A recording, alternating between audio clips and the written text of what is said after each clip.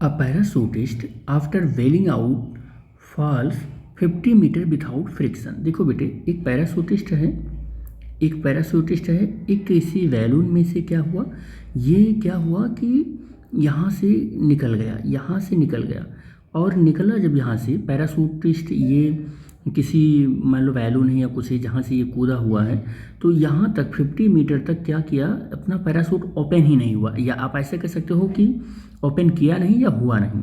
लेकिन यहाँ पर देखो आगे कंडीशन कह रहा है कि विदाउट फ्रिक्शन ये 50 मीटर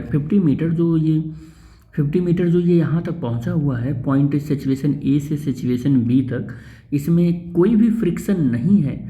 और याद रखना कि जब कोई फ्रिक्शन नहीं होता है और वेलिंग आउट वाली कंडीशन होती है तो वहाँ पर इनिशियल वेलोसिटी हम लोग जीरो ले लेते हैं। क्या लेते हैं बेटे? जीरो ले लेते हैं। तो when the parachutist open it D accelerate, और यहाँ पर जब इसका पैराशूट ओपन हो गया, तो अब यहाँ से वो गिरना स्टार्ट करेगा। लेकिन अब गिरना जब स्टार्ट करेगा, धीरे धीरे ये गिरेगा। मान लो कंडीशन से ऐसे ये गिर रहा है, ऐसे इस कंडीशन पर गिर रहा है। यहाँ पर मैं दो कंडीशन बना लेता हूँ, ये दो कंडीशन ये बन गया, ठीक। तो ऐसे ये गिर गया यहाँ तक। तो कह रहा है कि फाइनली जब ये गिर रहा है तो यहाँ पर जो डी एक्सेलरेशन होगा, देखो गिर तो रहा है इस डायरेक्शन में, लेकिन डी एक्सेलरेशन होगा तो पीछे बैकवर्ड डायरेक्शन में ही होगा, यानी कि यहाँ की जो ये वैल्यू है ये 2 मीटर पर सेकंड स्क्वायर हो जाएगी, ठीक।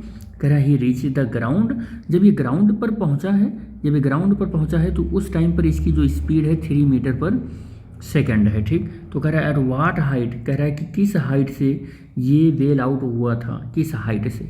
तो अगर ये 50 है तो ये वाली हाइट कितनी हो जाएगी बेटे? ये x माइनस 50 हो जाएगा। यहाँ की स्पीड हम देखें कितना है, ए सिचुएशन, यहाँ बी सिचुएशन तो वी, ये सी सिचुएशन, तो यहाँ की स्पीड कितनी हो जाएगी? वी सी हो जाएगी। इस सिचुएशन को अगर मैं देखूं और थर्ड इक्वेशन ऑफ मोशन को यूज करूं तो v square equal to u a square और प्लस 2as ये लगेगा। वी की जगह पर हमको क्या रखना है? वी स्क्वायर ही रख लेते हैं। वी ए स्क्वायर की जगह पर क्या रखना है? 0 रखना है। देखो ये वैल्यू, तो ये वैल्यू 0 रखेंगे तो 0 हो जाएगा।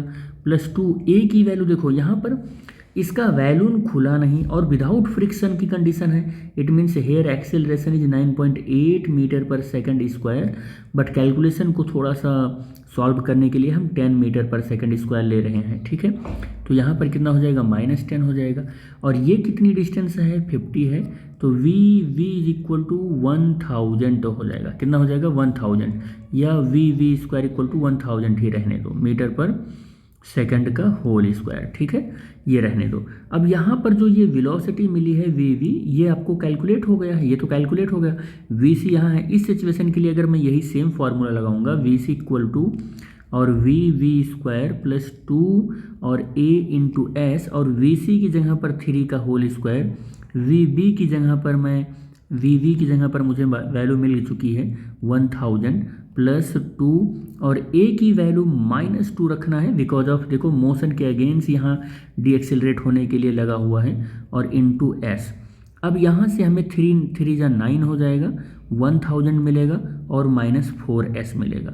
4s इधर आ जाएगा, 1000 बाई -9 हो जाएगा, और s इज इक्वल टू कितना हो जाएगा? ये 991 अपॉन 4 2 जा 8, 4 4 जा 16, और बच रहा है कितना? 3 और 1 31 बच रहा है, और 4 7 जब 28, और पॉइंट लगाएंगे और 7 इंटू 5 लिख लेंगे, ठीक है। तो 2 कितना आ जाएगा? 247.75 आ जाएगा। अब s की ये वैल्यू आ गई।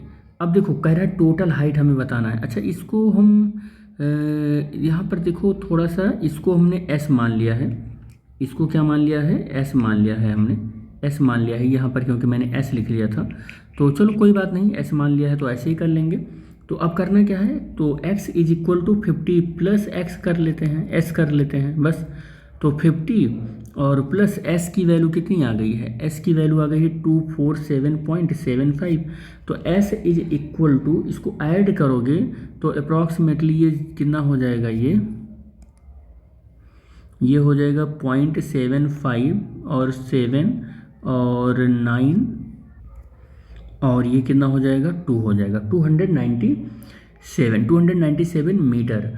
अब देखो यहाँ पर थोड़ा सा एक चीज़ मैं और बता दूँ आपको, आप इसको 9.8 लेकर चलना, मैं इसी न्यूमेरिकल में ही बता दे रहा हूँ आपको, 9.8 लेकर चलना। जब आप 9.8 लेकर चलोगे तो यहाँ रूट में कितना आ जाएगा 980 आ जाएगा। और या आप ऐसे कर लो कि v square is equal to 980, और अब आप यहाँ पर 980 रखोगे, ये सब वैल्यू 980 रखोगे तो x की वैल्यू जो सॉल्व होकर आएगी 290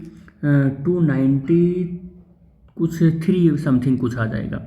तो यहाँ पर एग्जैक्ट हमने 10 रख कर सॉल्व किया है तो ये इतना आ गया है। जब आप 9.8 रख कर सॉल्व करोगे तो ये आंसर आ जाएगा। ठीक है, तो आप 9.8 रख कर ही सॉल्व करना, बिकॉज आप यहाँ पर कहीं पर भी 10 की वैल्यू को दिया नहीं है कि जी की वैल्यू आप 10 मीटर पर सेकंड ले लो, ये गिवन नहीं है। जब कभी भी जी की value 10 metre per second square लेना होता है तो वो दे देता है, अदरवाइज जब नहीं गिवन है तो अंडरस्टूड है ये बात कि जी की वैल्यू आपको 9.8 मीटर पर सेकंड स्क्वायर ही लेनी है। ठीक है, ये मैंने दोनों चीज़ों को आपको क्लियर कर दिया है।